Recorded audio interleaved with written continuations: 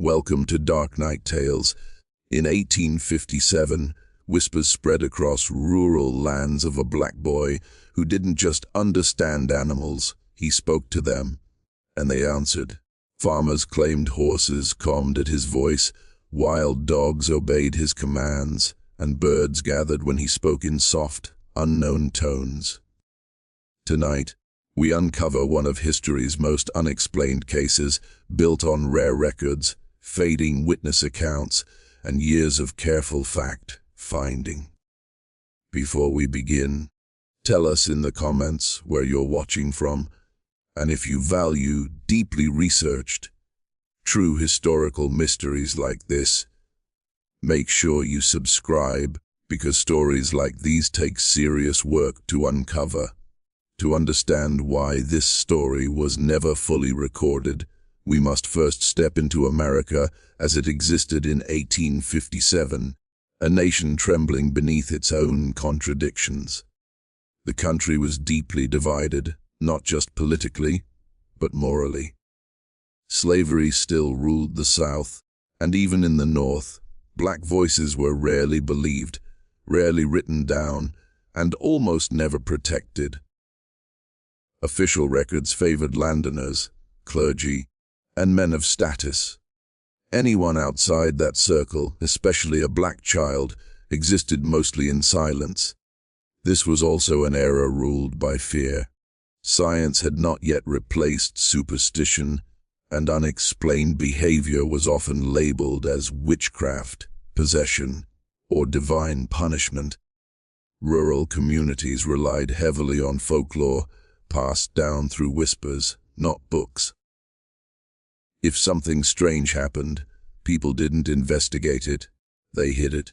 And if the strange thing came from a black child, it was more likely to be erased than examined. Animals, too, were seen differently in 1857. Horses, cattle, dogs, these were tools, not companions. The idea that a child could calmly command them without force challenged the very order of society.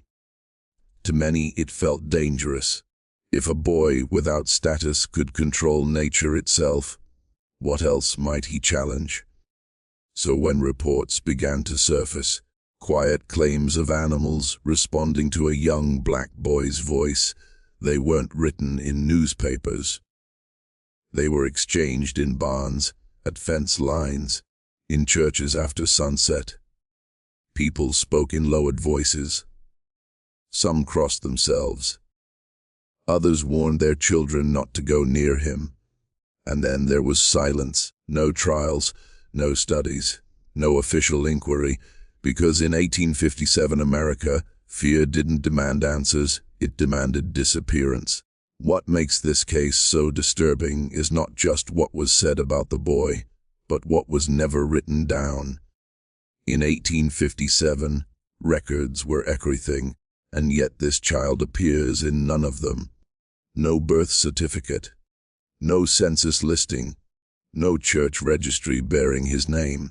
It is as if he existed only in the margins of other people's memories. At the time, black children, especially those born into slavery or servitude, were rarely documented as individuals. They were counted as property, numbers, or labor, not as lives with stories worth preserving. If a child showed unusual behavior, it was not recorded for history, it was corrected, controlled, or concealed. This boy, whose age witnesses estimated to be between 10 and 12, slipped through every official system designed to remember people. The only traces of him come from second-hand accounts. A farmer's journal entry mentioning the quiet boy who calms the mules, a preacher's letter warning of a child who speaks in unnatural tongues to beasts, and oral stories passed down through families who lived near the fields and forests. None of these sources give a name, only descriptions. Small frame, calm eyes, a voice described as low, steady, and strangely soothing. Some historians believe this absence was intentional. To document him would have invited questions about control, authority, and fear. A black child demonstrating something no one could explain threatened the rigid order of the time. It was safer to pretend he had never existed at all. And yet, the more his name was erased, the more his story survived. Because while ink ignored him, memory did not. Whispers carried what records refused to hold, proof that someone, somewhere in 1857, could do something the world was not ready to understand. The earliest mentions of the boy did not come from scholars, officials, or newspapers. They came from farmers. Men who worked the land, depended on animals for survival, and knew their behavior better than anyone else. That is what makes their accounts so unsettling. These were not people easily impressed by tricks or superstition. They recognized control when they saw it, and this was something else entirely. According to multiple oral histories, later collected by local historians, the first incident occurred during a routine farm task. A pair of mules, known for their aggression, had refused to move for hours. Whips failed. Shouting failed. Then the boy was brought close, not to command, not to threaten, but simply to speak. Witnesses said he leaned toward the animals and spoke in a low, rhythmic tone. The words were unfamiliar yet calm. Within moments, the mules lowered their heads and walked forward as if guided. Similar stories followed. A farmer claimed his injured horse stopped thrashing the moment the boy entered the stable. Another said wild dogs that had been attacking livestock sat silently when the boy addressed them, tails down, eyes fixed on him. One man described it best in his journal. He did not tame them. He reminded them. What frightened the farmers was not obedience, it was understanding. The animals did not act trained or forced. They reacted as if they recognized him. As if they were listening, not being controlled.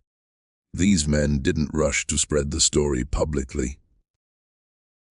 Instead, they spoke quietly among themselves, testing the boy in secret, watching from a distance. Some believed he had a gift from God. Others feared something darker. But all agreed on one thing. Whatever this was, it wasn't normal, and in 1857, when something wasn't normal, it didn't get studied. It got buried. What truly separated this case from simple coincidence was the complete absence of force, reward, or training. In 1857, animal handling followed strict, often brutal methods, whips, reamps, and dominance. Yet with this boy, none of those tools were used. He carried no food, made no gestures, and issued no commands that humans could recognize. Still, the animals responded. Witnesses repeatedly noted the same strange detail. The boy never touched the animals first. He stood at a short distance, spoke softly, and waited. Horses lowered their heads. Cattle stopped resisting. Even animals known for violence, those that had injured handlers, grew still in his presence. There were no sudden movements, no signs of fear. Instead, there was calm. One farmer described an incident involving a bull that had broken free from its enclosure. Men scattered. Some reached for rifles. Before anyone could act, the boy stepped forward and spoke. The bull halted. Its breathing slowed. After a moment, it turned and walked back toward the pen on its own. No rope was thrown. No hand was raised. This behavior challenged everything people believed at the time. If animals could be guided without punishment, then what did that say about the way humans ruled them? and each other. For many, this question was far more terrifying than the mystery itself. Skeptics tried to explain it away. Some claimed coincidence. Others insisted the animals were already tired or sick. But the pattern repeated too often, across different farms, with different species, under different conditions. The boy did not dominate animals. He communicated, and in an era built on control, that kind of power was dangerous. Perhaps the most unsettling detail, repeated by witnesses, was not what the boy did, but what he said. When he spoke to the animals, it was not in English, nor in any dialect familiar to the region. Those who listened closely described the sounds as soft, flowing, and patterned, almost musical, yet deliberate. It did not resemble prayer, commands, or known native languages. It was something else entirely. Farmers and onlookers tried to imitate the sounds later, but failed. The rhythm mattered. The pauses mattered. One man noted that when the boy stopped mid-phrase, the animals remained still, as if waiting for him to finish. When he resumed, they responded again. Whatever the language was, it followed rules no one else understood. A local preacher once demanded the boy speak those words aloud before the congregation. When he did, the room reportedly fell silent. Some claimed it sounded ancient. Others said it made them uneasy, like overhearing something not meant for human ears. The preacher later wrote that the language was neither godly nor worldly, a statement that only deepened suspicion. There were attempts to explain it rationally. A traveling scholar suggested the boy was mimicking animal sounds in a refined way. Another believed it was a forgotten African tongue, passed down through generations, but neither explanation fit completely. The sounds were too structured to be imitation and too consistent to be accidental. What frightened people most was that the boy never explained the language. When asked where he learned it, witnesses said he only replied, "They taught me." No further detail, no elaboration. In a time when knowledge was meant to flow downward, from master to child, from human to animal, the idea that a black boy had learned a secret language from nature itself was unbearable, because it suggested the world was listening to him, and not to them. It didn't take long for the church to take notice, and when it did, curiosity turned into fear. In 1857, the church was not just a place of worship. It was the moral authority, the judge of what was acceptable and what was dangerous. Any phenomenon that could not be explained through scripture was treated as a threat, and a black boy speaking in unknown tongues to animals as exactly that. At first, church leaders dismissed the stories as exaggerations, but as more witnesses came forward quietly, nervously, the tone shifted. Sermons began to include warnings about false gifts, unnatural bonds, and powers not granted by God. Without naming the boy, everyone knew who was being discussed. Parents were urged to keep their children away from him. Farmers were advised not to bring him near their livestock. Then came the moral panic. Some preachers claimed the language he spoke was a sign of possession.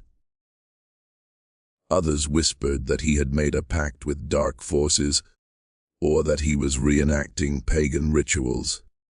The most dangerous accusation of all soon followed, that he was leading animals because he sought to overturn the natural order God had established.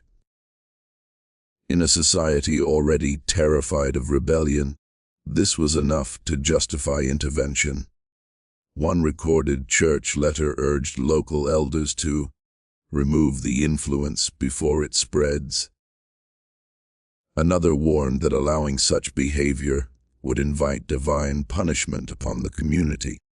No evidence was demanded. Fear was proof enough. The boy was reportedly summoned before church authorities and ordered to demonstrate his ability under observation. Accounts say he stood silently, refusing to speak. Whether out of fear or defiance, no one knows. But his silence only confirmed their worst suspicions. From that moment on, the tone changed. This was no longer a curiosity to be whispered about. It was a problem to be corrected or erased. While the church responded with fear, a quieter reaction emerged from another corner of society: early science. The mid-1800s were a strange crossroads where folklore, religion, and emerging scientific thought collided. Phrenology, early psychology, and natural philosophy were gaining popularity, yet they were deeply entangled with racial bias. To many so-called scholars of the time, the idea that a black child possessed an unexplained ability was not just puzzling, it was unacceptable. A few educated men attempted to observe the boy discreetly. Letters from the period suggest that at least one traveling naturalist and a local physician expressed interest in studying his interactions with animals. They hoped to explain it as instinct, heightened empathy, or unconscious signaling, anything that fit within existing theories. But their curiosity was cautious. Publicly defending the boy could damage reputations. One physician reportedly watched as the boy calmed a panicked horse simply by speaking. He later wrote that the animal's pulse visibly slowed, something no handler had been able to achieve. Yet even this observation was framed carefully, stripped of wonder, reduced to clinical language, because acknowledging mystery was considered unscientific. But here's the contradiction. Science of that era was not ready to accept what it could not control. Racial pseudoscience dominated academic thought, insisting that intelligence and sensitivity followed rigid hierarchies. The boy's abilities challenged those beliefs directly. To accept his gift would mean questioning the foundation of scientific truth itself. So instead of being studied properly, the case was stalled. Requests for further observation were delayed. Notes went unpublished. The boy was discussed in private salons, not journals. Science did not deny what it saw. It simply looked away. Because in 1857, discovering the truth was less important than protecting the narrative. And the narrative had no place for him. To truly grasp why this mystery was never preserved, we must confront the brutal reality of the slave era. In 1857, black lives were systematically erased from history. Not accidentally, but deliberately. Records were tools of power, and power had no interest in documenting anything that challenged it. A black boy with an unexplained ability was not just inconvenient, he was dangerous to the structure holding society together. Enslaved people were catalogued like livestock by age, strength, and productivity. Names were optional. Stories were irrelevant. Gifts, intelligence, and individuality were either ignored or punished. If someone showed signs of being different, especially in a way that unsettled white authority, that difference was corrected through control, isolation, or removal. This is why the boy's trail disappears so completely. Any written trace of his ability risked becoming proof that enslaved people possessed knowledge beyond what they were allowed to have. Such proof could inspire questions about equality, humanity, and the falsehood of superiority myths. So the safest option was silence. Oral histories suggest the boy may have been moved between properties, loaned out quietly, or taken away entirely once attention grew too intense. Each transfer stripped another layer of identity. By the time his story reached the next generation, even his face had blurred. Only the gift remained. This wasn't unique to him. Countless black children with extraordinary talents, healers, musicians, linguists, vanished from official history the same way. Their abilities survived only in whispers, songs and warnings passed down in families who remembered. So when we ask why there is no file, no name, no ending, the answer is simple and horrifying. History was never meant to keep him. As the boy's reputation grew, fear and curiosity reached a tipping point. Communities, church leaders, and even some of the farmers who had witnessed his gift began to take action, not to understand, but to control. Multiple accounts suggest there were deliberate attempts to separate him from the animals he seemed to command, as if distance could nullify his influence. One reported incident involved a local landowner who, alarmed that his prized stallion would obey the boy rather than its handlers, tried to confine the child to the house. Witnesses claim the boy resisted only minimally, yet the horse outside became agitated, pacing and whinnying until he was allowed near again. The behavior unnerved onlookers. Some claimed the animals refused to eat or sleep in his absence. Other attempts were more sinister. There are stories of children being sent to remove him from the fields entirely, sometimes under threat of punishment. On at least one occasion, the boy was reportedly locked in a barn while a group of men tried to drive the animals into obedience themselves. According to oral history, the animals reacted violently, not against the men, but as if protesting the boy's absence. Several men allegedly backed away, unnerved by the intensity of their response. These efforts revealed something unsettling. The animals were not just responding to sounds or gestures. They seemed to recognize and respond to the boy personally. Every attempt at separation failed, reinforcing the idea that the boy's connection was real, intimate, and beyond anyone else's comprehension. The more people tried to control him, the more the mystery deepened. Each failure fueled gossip, superstition, and fear, and ultimately, these interventions may have accelerated his disappearance from public view. If even a group of adults could not force control over him or the creatures, what chance did society have to contain a gift it could neither understand nor exploit? In 1857, this failure to control was more dangerous than any threat the boy could have posed. It made him untouchable and unforgettable.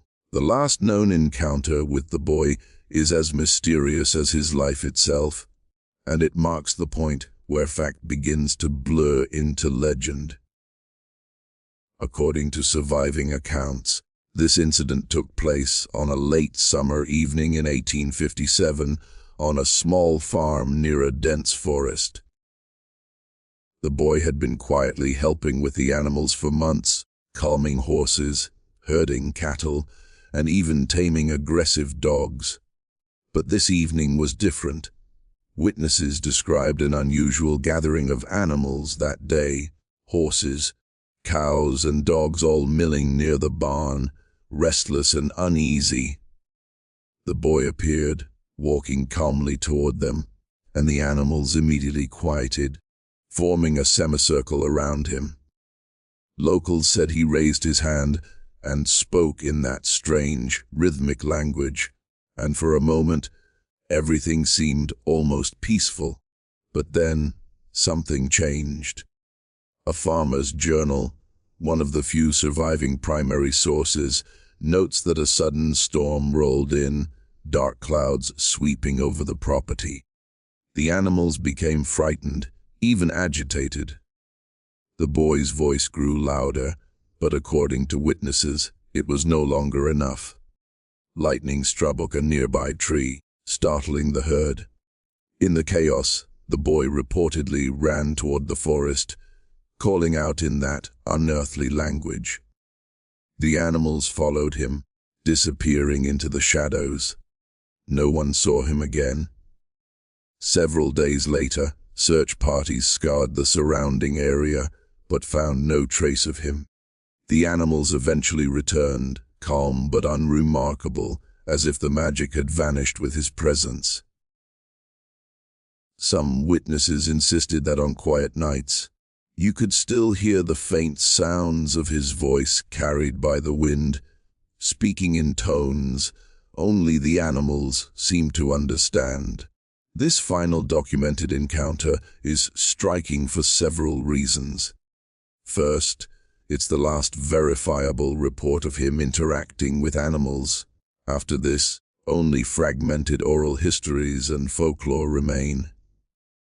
Second, it suggests the boy chose disappearance rather than submission, slipping away when control was demanded. Finally, it cements the core of the mystery. His connection to the natural world was extraordinary, ephemeral, and unrecorded by the history that surrounded him. In many ways, this moment defines the story. It is not just about a boy who could speak to animals. It is about a society unwilling and unprepared to acknowledge what it could not control. And in his disappearance, the mystery became immortal. The boy's disappearance only deepened the mystery, and what followed were countless conflicting reports that muddled fact and folklore. Some claim he vanished into the forest near the farm during the storm, as noted in the last documented encounter. Others insist he was secretly taken by a wealthy landowner or church authority, hidden away to suppress what they feared, or perhaps even to study him in secret. No records confirm either scenario. Local oral histories offer wildly different accounts. In one version, neighbors reported seeing him months later, living quietly with a reclusive herbalist who understood the ways of animals. According to this tale, the boy continued to communicate with creatures far from prying eyes, teaching them to forage, hunt, and protect themselves.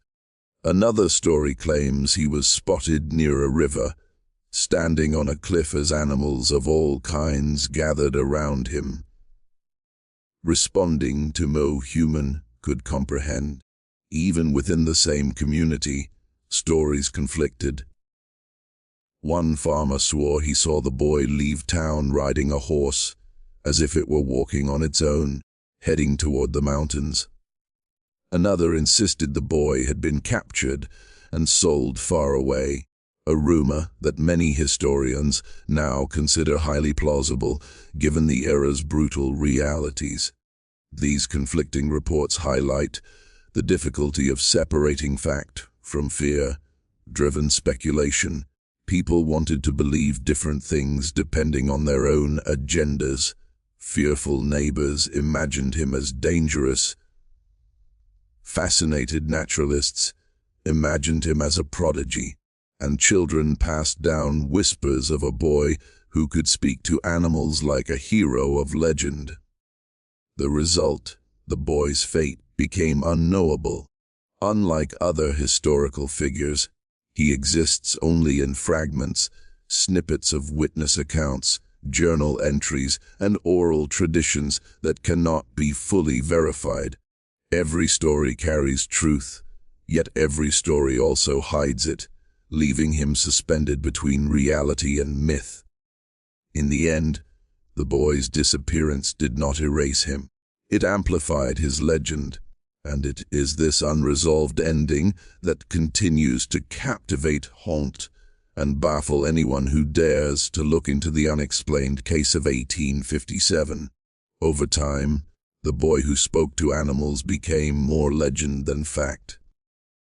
What started as witness accounts from farmers, preachers, and scattered journal entries slowly merged into folklore, told and retold across generations.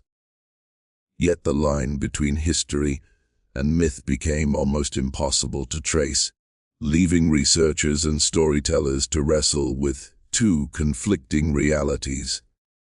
On the one hand, we have fragments of historical evidence. A handful of journals reference a black boy with extraordinary influence over animals. Letters from church authorities warn of unnatural powers that needed to be contained.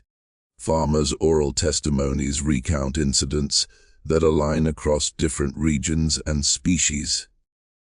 Taken together, these suggest that something extraordinary did happen, something that was observed, recorded, and feared, even if only in passing. On the other hand, the story was shaped by memory, fear, and exaggeration. Over decades, details were amplified. A single calm horse became an entire herd. A whispered phrase became a language of beasts. A quiet departure became a dramatic disappearance into a storm.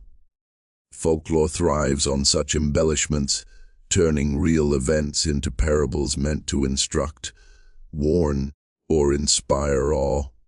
Historians face the challenge of untangling what is verifiable from what is legendary.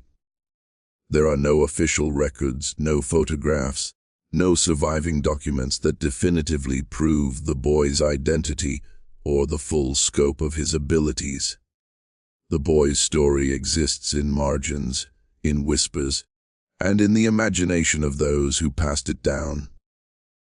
Yet, paradoxically, the blending of folklore with historical fragments is what keeps the story alive.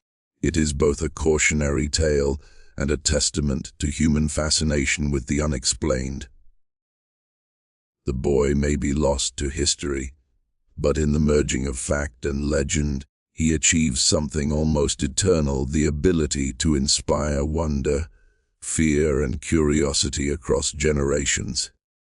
This tension between historical evidence and folklore is what makes the case of 1857 so compelling. It forces us to question what we accept as truth and reminds us that some mysteries may never be solved, no matter how hard we try. Even more than 150 years later, the story of the black boy who spoke to animals remains unsolved. The reasons are complex, rooted in a combination of historical erasure, societal fear, and the natural limits of documentation at the time. First, the error itself worked against preserving his story. In 1857, a black child, especially one with unexplained abilities, was considered socially and politically invisible. Records were rarely kept, and if they were, they prioritized property, productivity, or conformity over individuality. Anything that defied expectations, like a boy commanding animals with a mysterious language, was deliberately ignored or suppressed. The very systems that could have recorded his existence actively erased it. Second, the nature of his abilities defied observation. Animals responded only to him, and no method existed to reliably replicate or measure these interactions. Unlike conventional skills, there was no training manual, no scientific protocol, no artifact that could survive time. When witnesses left their accounts, they did so in fragmented, subjective ways, leaving gaps that cannot be reconciled with certainty. Third, societal attitudes amplified the mystery. Church authorities, landowners, and fearful neighbors either dismissed him, demonized him, or removed him from public view. Some may have taken him away entirely, while others let oral histories grow unchecked. The cultural climate, rife with superstition, racial prejudice, and control, meant that curiosity often turned into fear, and fear into silence. Finally, time has taken its toll. Oral histories fade, journals decay, and eyewitnesses pass away. What remains is a collection of partial accounts, second-hand stories, and folklore that sometimes contradicts itself. Scholars can analyze patterns, infer possibilities, and speculate, but they cannot recover the boy's name, his ultimate fate, or the true nature of his gift. And yet, perhaps that is part of the power of this story. The mystery endures because it cannot be fully explained. It forces us to confront what we do not understand, to question the limits of knowledge, and to acknowledge that some phenomena, like the connection between a boy and the natural world, may always elude human comprehension. The case of 1857 reminds us that history is not just what is recorded, but also what is remembered, feared, and whispered. And in those whispers, the boy still lives.